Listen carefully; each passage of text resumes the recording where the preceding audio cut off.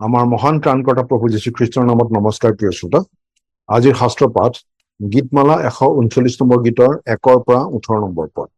হে জিহুৱা, তুমি মোৰ বুজ বিচাৰ লৈ মোক জানিলা, তুমি মোৰ বহা আৰু উঠাকো জানিছা, দূৰৈৰ পৰা মোৰ চিত্তটো বুজিছা। তুমি মোৰ চলন আৰু শয়ন বিচাৰ কৰিছা, আৰু মোৰ সকলো পথ চিনি পাইছা। কিয়নো চোৱা, হে জিহুৱা, তুমি যি কথা সম্পূৰ্ণকৈ নাজানা, এনে কোনো কথা মোৰ জিবাত নাই। আগত পাছত তুমি মোক ভেটি ধৰিছা, আৰু মোৰ ওপৰত তোমাৰ হাত দিছা। এনে জ্ঞান মোৰ বোধৰ অগম্য, সেয়ে উচ্চ, মই তাক ঢুকি পাব নোৱাৰো। মই তোমাৰ আত্মাৰ আগৰ পৰা কলৈ যাম, আৰু তোমাৰ সন্মুখৰ পৰা বা কলৈ পলাম? যদি স্বৰ্গলৈ উঠো, তাতো তুমি থাকা। যদি চিউলত মোৰ শয্যা পাৰো, চোৱা, তাতো তুমি।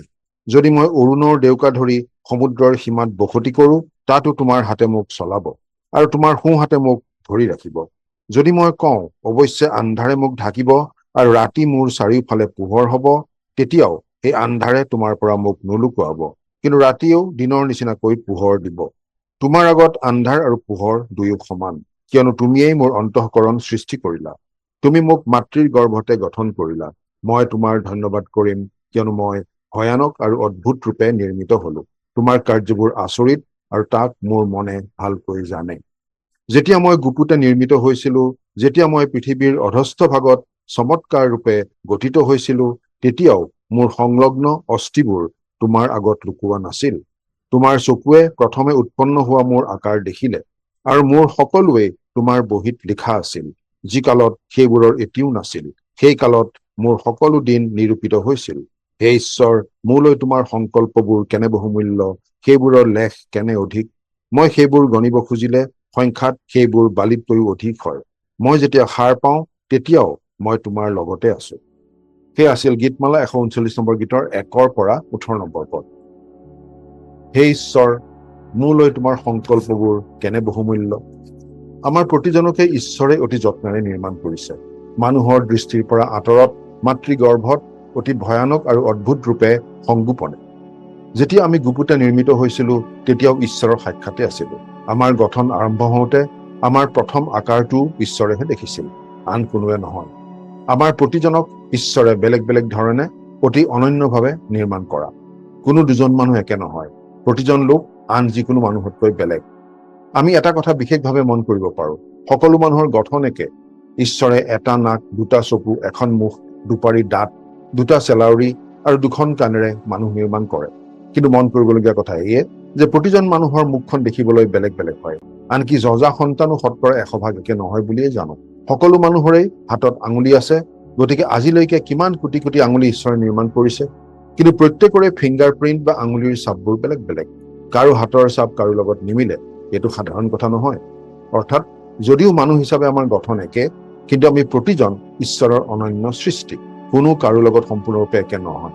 কেৱল শাৰীৰিক গঠন বা ৰূপটোৰ ফালৰ পৰাই নহয়, ঈশ্বৰে প্ৰতিজন মানুহক বেলেগ বেলেগ প্ৰতিভা দিছে, বেলেগ বেলেগ কৌশল, বেলেগ বেলেগ পাৰদৰ্শিতা দিছে। একেটা কামকে বিভিন্নজনে বিভিন্ন ধৰণে কৰিব পাৰে। আকৌ বিভিন্নজনৰ ৰুচিও বেলেগ বেলেগ হয়।